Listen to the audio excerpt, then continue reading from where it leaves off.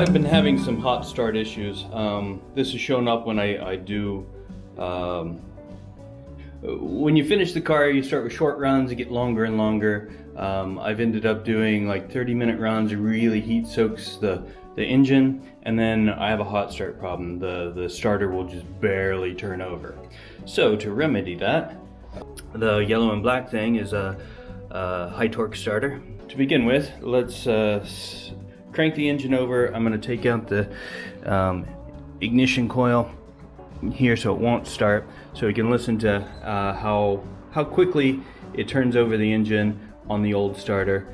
The engine's warm but not heat soaked.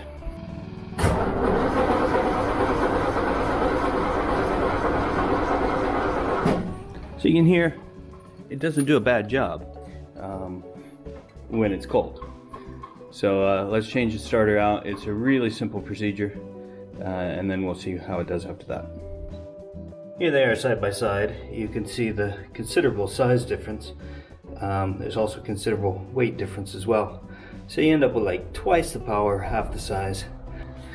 Another difference with this has a starter solenoid built into it here.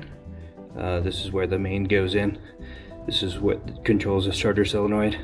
So we're going to use the original one on the car. So it'll feed power into here.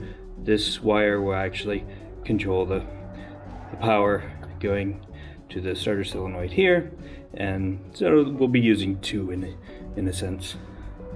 Alright, let's see if we can get the new one in. Alright, we got the starter in. New starter in.